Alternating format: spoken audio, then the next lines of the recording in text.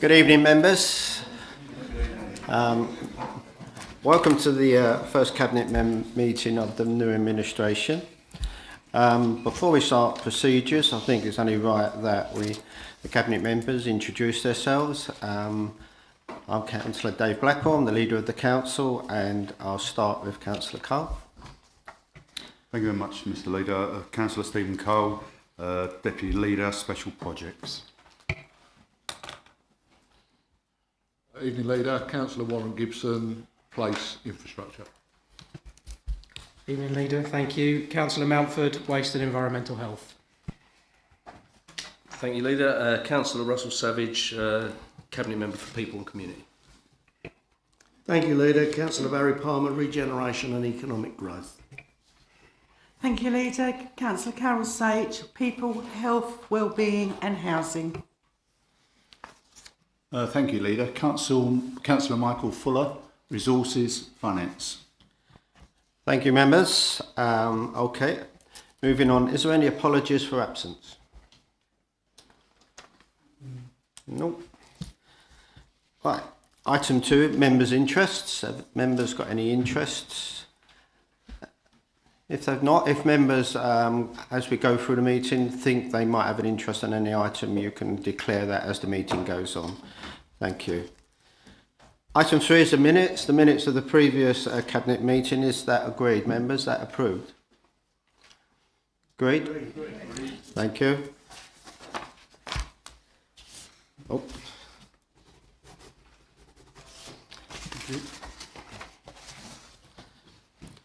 Right, members' questions. We've been notified that Councillors Jackie Thornton and Andrew Thornton and Simon Hart have given notice they wish to ask questions on the agenda.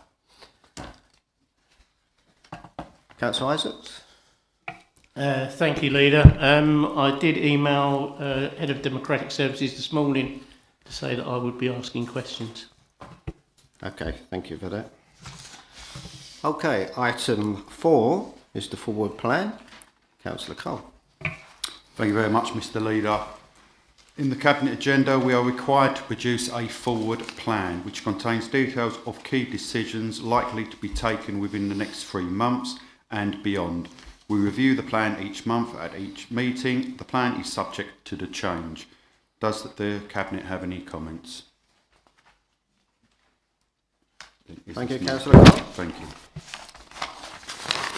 Okay then, let's move on. Item 5, the Energy Bill Rebate Ratification Scheme. Councillor Fuller, could you please introduce this item? Thank you, Leader. Yes, it's my pleasure this evening to introduce this report. In doing so, firstly, I'd like to give my thanks to Ms Mazzuro for all of the help and patience that she's given me whilst we've been going through this report. It was obviously it's a challenge, it's your first occasion, but as I said, I've had lots of help and lots of support, and I'm very grateful to that. The purpose of the report is to provide an update to Cabinet in respect to the Energy Bills Rebate Scheme and to seek formal ratification from the Cabinet of the Local Energy Bills Rebate Discretionary Funds Scheme. Now, I'm not proposing to go through every line of this report, as members will have had this in their information pack prior to the meeting, but there are a number of sections in this which I think it's actually worthwhile just highlighting for your consideration, and I'll only be dealing with those at the conclusion of my report, my delivery of the report. If there are any questions, because of the technical nature of the report, I will be directing those questions directly to Ms Mazzuro to answer those, as she was the report author, if that's okay with everybody. Okay, as you say, I'm only going to deal with some of the important, or the most important sections, I guess. The recommendations for this report in the first part will be that the Cabinet note the information summarised in sections 6 and 7 of this report and the information detailed in the attached appendices A and C.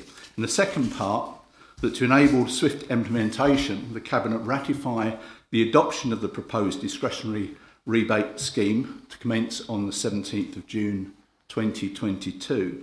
And in the third part, that the Cabinet recommend the scheme for retrospective council ratification on the 27th of July 2022. Section 4 deals with the background information. I won't go through all of that, but there is a first section 4.1 that the scheme, why the scheme is here, I guess. On the 3rd of February in 2022, in response to the rising energy bill, central government announced a package of support known as the Energy Bills Rebate and issued guidance accordingly, which is in Appendix A. If we move on to section 4.5, in the meantime, this report focuses on the delivery of the £150 non-repayable council tax rebate and the discretionary schemes from the original support package. It should be noted that these schemes are both fully funded by central government, with Castle Point Borough Council receiving £4.6 million of funding for the rebate scheme and £178,000 for the discretionary element of the scheme. But councils are expected to spend their allocation rebate funding by the 30th of September 2022 and their discretionary funding by the 30th of November. And any of the unspent funding would need to be repaid to government. Progress so far, as of the time of this report was first written, the authority had launched delivery of this scheme on the 22nd of April 2022 and has so far awarded 3.5 million to just over 23,500 residents. That's over 73% of those identified as eligible. And yesterday, Ms. Mazzaro explained to me that in fact those figures have now updated, and as of the 10th, there were 24,980 had been paid with a total outgoing of 3,745,500. Okay, there is a second part to this, which is the Energy Bills Discretionary Fund scheme, and the central government were provided billing authorities with discretionary funding in recognition that they may wish to provide support to other energy bill payers who are not eligible under the core council tax rebate scheme, or some form of targeted top-up payments to the most vulnerable households in bands A to D, as that first scheme only applies to those bands. The upshot of that is that there will be a take-up of these funds, which will be done on application. Applications are made based on exceptional hardship, and this will also be required to complete an income and expenditure form, which is shown in the appendix, and may be asked to provide further evidence of information. So those discretionary grants will be based on an application. The award levels for applications based on exceptional hardship will be determined on a case-by-case basis following a thorough financial assessment akin to the process adopted for the discretionary housing payment and exceptional hardship scheme applications. And this may include a referral to Peabody Step Change or a similar such agency for budgeting advice where necessary.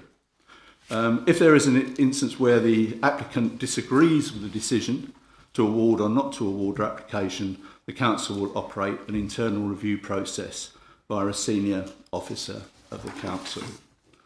The only other section which I want to highlight at this point is the monitoring of this scheme.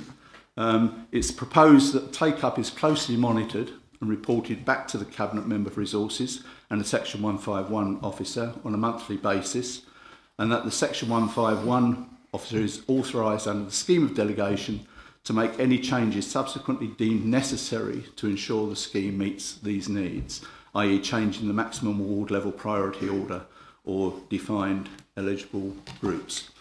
So members, that's the report in summary. If there are any questions, I'm sure they will be answered by Ms. Mazzaro. Okay, members, are there any comments from the Cabinet members at all? Councillor Savage. Just a brief question. We spoke earlier about people being property rich but cash poor, and I know you mentioned that there were some individuals that were beyond Band D, so E and F, who possibly could obtain this payment. Is there any more information as to whether or not we are going out to those individuals? Because I believe that they were only allowed to request it and maybe not know about it, if you know what I mean. So would you be able to answer? Thank you. Yes, the plan is that we will be writing out to those residents. At the moment, the main scheme that we've already started paying, the one Councillor Fuller referred to in terms of the 23,000, 24,000 that's already been paid, is mainly the A to D residents, so the band A to D residents. Most of those are residents who already have payments with us by direct debit. They pay their council tax by direct debit, so we're easily able to identify them and make payment immediately. We have publicised the scheme out to A to D residents who may not be on direct debits, therefore we don't have bank details and can't credit their bank account directly. And those are the additional people that are applying at the moment. But we are aware there are, as Councillor Fuller's alluded to in the report, there is another 25% or so of eligible residents who haven't yet claimed.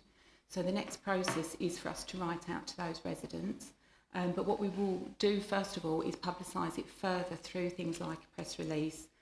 We have footers on our email letters which we can send out, SMS messaging, all those sort of methods to encourage self-serve take-up. And then following that, we will be writing to any residents who have not then taken up the scheme who we know to be eligible and writing out to those. Thank you. Councillor. Thank you, Leader. Page 2 of the Cabinet Papers, the top item about the £200 discount being paid back. I thought when Richie Sunak issued that windfall tax, he was going to rescind this so that it wouldn't have to be paid back, or is this a completely different amount of money? Thank you. Yes, sorry, that is probably written, the paper was written in terms of the original arrangement that was agreed. So that item on page 2 at 4.2 talks about the original package that was agreed in the original announcements from government, and obviously since then we've had the announcements from Rishi Sunak. So those have been alluded to, and those are actually referred to under one of the appendices at the back. So there is an additional appendix at the back that refers to the latest announcements and the fact that isn't required to be paid back. Yeah. Thank you. All right, thank you, members. Is there any other questions from any other members? Councillor Isaacs. Thank you, Leader. Thank you, Councillor, for a comprehensive report. I just have one query, and it's the bane of my life, really, to say that everything's on the internet and through the websites. We have an ageing community out there that may not have access to the website. Page 3, 5.4 and 5.5 says basically customer contact. Application form is online and first contact are available. Do our residents need to contact the council to make an appointment to come in for assistance, or can they just drop in whenever they're available? Because I think that's important, that we need to communicate that. If they need to make an appointment, we don't want them travelling all the way from Lee Beck up here and then they're told, oh no, you need an appointment. I think we need to communicate that.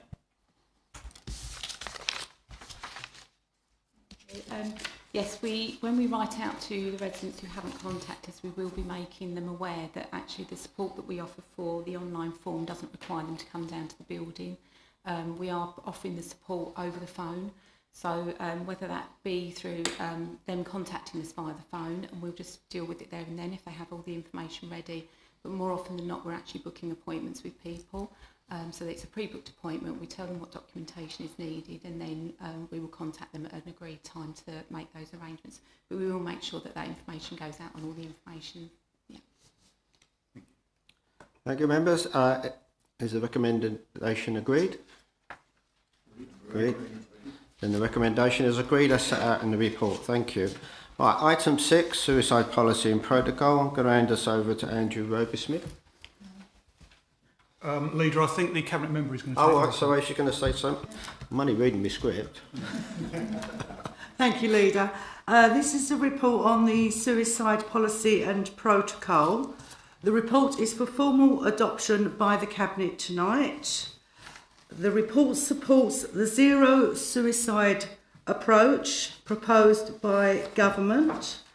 There are over 4,500 suicides each year in England. Men are 3 times more likely than women to take their own life. It is also a leading cause of death in young people and men under 50. It is the single largest killer of men under the age of 45. This policy is to put effective suicide prevention measures in place and practical guidance on responding to and managing people who threaten suicide and self-harm. This policy and protocol will be implemented immediately if agreed tonight. Thank you. Okay, thank you very much. Are there any questions, members? Just let the Cabinet answer first, then bring you in. Sorry. Any members of the Cabinet? Then over to you, Councillor Thornton. Thank you. I'm wholeheartedly behind this. I think it's an excellent idea. I would like to know, because normally when suicide is in people's thoughts, there's a run up to this. There's probably things going on within their lives beforehand. And I'm interested to know how this fills in with any safeguarding policies that we already have within the organisation, and how it integrates in rather than seeing it as an isolated item. Could you just explain how it integrates into the larger policy around this, please? Thank you. I'll refer this over to the officer. Thank you. Yes, thank you for that question. In the policy itself, it does highlight indicators that could lead a staff member to believe that someone was at risk of suicide and self-harm. It also refers to the safeguarding policies. I shall ensure that that safeguarding policy is sent to Councillor Thornton for his attention. Any other questions, members? Councillor Sachs, do you wish to add anything else? No, thank you. Oh, sorry, Councillor Mumford, please excuse me. Thank you, Mr. Leader. Thank you also for this brilliant report. I've read through it. It's a particular interest of mine because that's a field that I previously worked in and I continue to work in. I was just reading under the staff self-care. It does say dealing with a situation such as this can be very distressing. If you need to talk to someone in confidence, you can contact any of the council's mental health first aiders. So I did contact the council, and I understand there's about half a dozen or so people that have been on this course. What I would like to propose and suggest is that the councillors, members, have the opportunity to attend this course. It's a 2-day course, very comprehensive, very understandable. It's not like a first aid course where you're actually applying bandages and things like that, but it's very well, easy to understand. As I've been on this course, and I know other people that have been on it. So I just wondered if that was a possibility. Thank you. Yep. Yes, thank you for that question, Councillor Mrs Mumford. There is a member training budget. Of course, members do carry out a different role and function from officers, but certainly consideration can be given to your request. Thank you. I think it is very important because we are meeting people on the front line very often that are clearly in mental distress, and I think it's important that we are appropriately trained to be able to deal with this situation. So thank you very much for considering that. No, thanks. Councillor Mrs Thornton. Thank you, Leader. This follows on from Councillor Mumford. Really, this protocol, am I right in saying that it covers staff and members of the public that are front-facing, that they're dealing with, recognising in that, and does it extend to members as well? Yes, thank you for that question. The protocol is specific to staff, and it does include agency workers, casual workers, and council contractors. It is not specific for members who do perform a different role to paid staff. But as I said in the previous answer, there is a member training budget, and due consideration can be given to any request to provide this sort of specific training for members if it's appropriate and agreed. Yeah, you can come back, Councillor. Thank you. Over and above the training, which is one section of it, what do we have in place to protect and look after the well-being of the members? What is there in place? Yes, the Council has a duty of care, as it does to its staff, to protect the well-being of members. Specific advice advice can be provided by any of the statutory officers, or indeed the safeguarding officers for the Council. Any legitimate concerns can be properly reported to any of those officers, and appropriate support and guidance as needed can be arranged by the Chief Executive. Thank you. Is there an actual protocol for that, or a policy that lays that out? There is currently a separate policy, but it does fall within the duty of care of the council to look after the welfare of its members and prevent them from harassment, intimidation or any other forms of abuse that may impact upon their well-being. Okay, the interim chief of exec would like to say a few words. I think there's a valid point there, and as the monitoring officer has said, that there is a probably relatively modest training budget for members, but it would be worthwhile the council reviewing the priorities for its training budget for members to identify what are critical things that you would find valuable. Some of the training we provide tends to be about your functions as a councillor, but as the monitoring officer says, we do have a duty of care to you as well, and perhaps it would be appropriate at the start of a new administration to review the training budget to see exactly what we should be spending that money on. Thank you for that. Councillor Isaac, did you have your hand up? Thank you, Leader. Following on from that, can I make a formal request then that is looked at and that the budget is looked at? And also, my colleague mentioned that there's about half a dozen people within the council that are trained officers. Perhaps we could have that circulated so we know who to refer somebody to, rather than just say, oh yeah, you know, and then start training. It's a lot easier if we know there's somebody, we can email them and that can be circulated. Yep. The information regarding the staff members who are mental health first aid trainers has been deliberately omitted from the report in view of the fact that it is a public report and that could lead to unsolicited questions from people who it's not appropriate to receive them from. But details regarding the mental health first aiders, who I believe there are probably 10, at least 10 in number, and probably more who are trained in that, does appear on the notice boards around the building. But I will certainly ensure that those details are provided to members. Thank you for that. Councillor Satch, have you anything else to add? Okay then, members. Oh, sorry, you have to put your hand up a little higher. Thank you. So I'm too far back. One of the biggest triggers for mental health issues, especially with young men, is body issues. And obviously we as an organisation, we run the gymnasium and we have a big membership list. Can I ask that whether the staff in the leisure services are trained and sent on specific courses for mental health, seeing mental health issues, and in turn, do we send out anything in the regular emails to those members, signposting them to mental health charities? Thank you, Councillor McLean. Do you want to answer that? Yes, thank you for that question, Councillor McLean. There is a safeguarding policy that covers this in general terms, but not specifically. I shall now arrange for the safeguarding officer to take up your inquiry with the duty managers to ensure that some measures are in place to deal with the concerns that you've expressed. Excellent. All right, any more questions? Okay, then. Is the recommendation agreed then, Cabinet members? Agreed. Thank you. The recommendation is agreed, set out in the report. Thank you very much. Moving on to item 7, Regulations and Investigatory Powers Act 2000.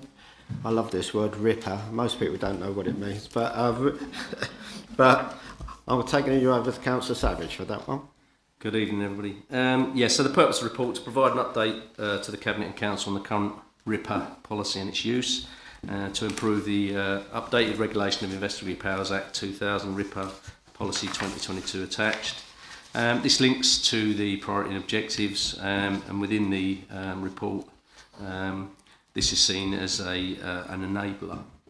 The recommendation is that the Cabinet notes the content of the report. There's 39 pages of it, so I hope you could digest all that legal jargon. And that the Cabinet approves the Regulation of Investigatory Powers Act 2000 RIPA Policy 2022 annexed as an indication of the Council's commitment to complying in its practices with the current legislation. I had quite an in-depth conversation. I'm not a legally minded person in the sense that I've got no legal background whatsoever, but I did have a hell of a long conversation with our borough solicitor about the report, having read through it. So the policy and the procedures for undertaking directed covert surveillance, that's what we're talking about here. So this is targeted surveillance, which are restricted by nature. So we can't just use the CCTV around the borough without actually complying with the rules and regulations within this report. And basically, this report coming to Cabinet in the way that it has come about because the council was audited in 2020 and found to be failing in its duty to share that information. So it wasn't put to Cabinet in any way, shape or form. The inspector required that it be shared, and there are other links there, for example, to the Protection of Freedom of Information Act 2012, etc., etc. Sorry, Protection of Freedoms Act 2012. What Jason Bishop has informed me is that the COP within the document is up to date. The document is a 2-yearly refreshed document, and the next refresh is actually in 2024. There are no legal changes to the document. It has been refreshed. The code of practice is up to date. The most important thing, I think, is that the actual surveillance hasn't been used in terms of being targeted. And there are no current plans for the council, no approaches have been made to the council to use any CCTV that we have in the borough in that nature at the moment. I don't know if the monitoring officer would like to add anything to that, but basically it's quite an in-depth report, quite a lot of legal jargon in there, but we are meeting the requirements of the legislation as we stand at the moment. That's it, thank you.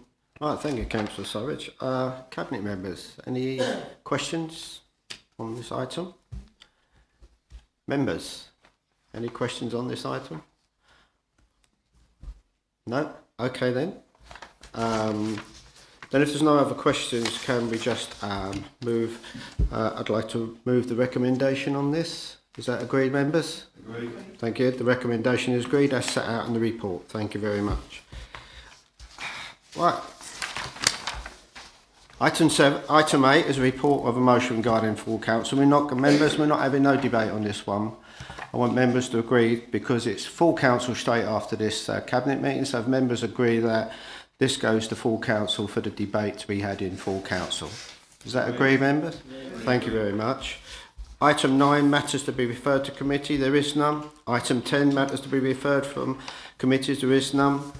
Before I conclude the business, members, I've got some good news, and I think it's good news for the way we work. It's been a sad time in Ukraine, as we know, and lots of people have worked in the Ukraine shop, including myself, and I saw many councillors in there in the Ukraine shop. We have got Ukraine refugees in Castle Point, and Trudy and the leisure staff have come up with a scheme which would offer the Ukraine refugees in Castle Point 6 months free of charge to use their sports facilities, which I think is a great thing for them to try and take their minds off of some things which have probably none of us could comprehend what it's like. So if members are happy with that, I think it's a good thing for this council to do. Is that all? Thank you very much, members. Councillor Steve Cole. Thank you very much, Mr. Leader. Mr. Leader, there is a forgotten group of people, and wondering if we are going to be offering the same gift as such. That is the Afghanistani people who have come over. They seem to have been forgotten since the conflict in the Ukraine. Do we have any Afghanistan families or people on their own here, please? Well, I can take that later if you want. Yeah, sure. Yes, Deputy Leader, we have participated in the scheme. A property was offered, but it was not occupied. We will continue to offer properties under that scheme, but as present, we have had no takers. Okay then, members, thank you very much. That concludes business for the evening. Thank you very much. See you later on.